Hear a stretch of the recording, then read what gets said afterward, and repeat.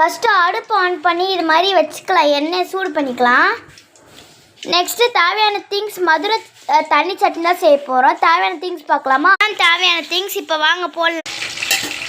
நல்லா வதக்கிக்கலாம். என்னென்ன போடணும்? வெங்காயம், காஞ்ச மிளகா, பச்சை மிளகா, பூண்டு இதெல்லாம் போடணும். போட்டு நல்லா வதக்கிக்கோங்க.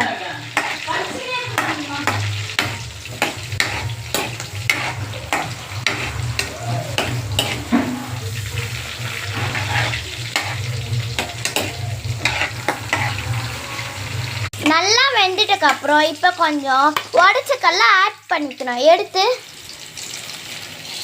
ஆட் பண்ணிக்கலாம். ஆட் பண்ணிவிட்டு நல்லா அதை போட்டு வதக்கிக்கலாம். உப்பு போட்டு புளி போட்டு நல்லா வதக்கிக்கலாம். என்ன சொல்கிறேன்னு கேட்கும். நல்லா போட்டு வதக்கியாச்சா? நெக்ஸ்ட்டு காஞ்சிடணும். ஆஃப் பண்ணியாச்சு. ஆஃப் பண்ணிதுக்கப்புறம் கொஞ்ச நேரம் காய விட்டுடணும். இப்போ அதேக்கப்புறம் நம்ம தோசை ஊற்றலாம். அழகாக இருக்க தோசை நம்ம தான் ஊற்றணும். டின்னர் எப்பவுமே நம்ம செய்வோம். நம்ம வீடியோ பார்த்தவங்களுக்கு தெரியும். தோசை சரி, ஓகே, நல்லா காய விட்டுடலாம். இப்போ காய்ஞ்சிடுச்சுன்னு நினைக்கிறேன். வாங்க, காஞ்சிடுச்சு காய்ஸ்.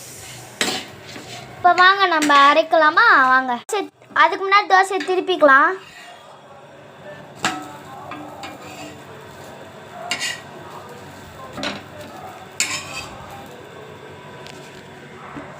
போட்டாச்சு. ஒரு குட்டி பிரேக் எடுத்துக்கலாம். இப்போ வாங்க இதை அரைக்கலாமா? இந்த தோசையை எடுத்துடலாம்.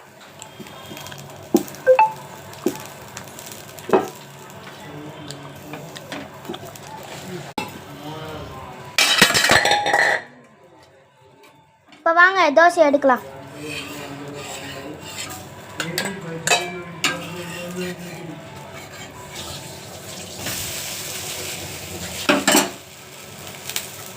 சரி, வாங்க போய் தாளிக்கலாம். கைஸ், மாம்பழம் போட்டுக்கலாம் மிக்ஸி ஜாரில்.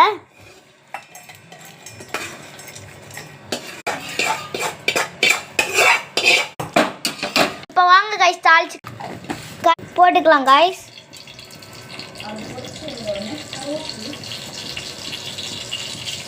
பொரியுது தெரியுதா?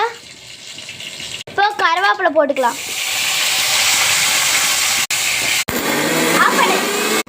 Ready guys. என்னதான் நான் மற்றவங்க செஞ்சு தந்தாலும் நம்ம செஞ்சு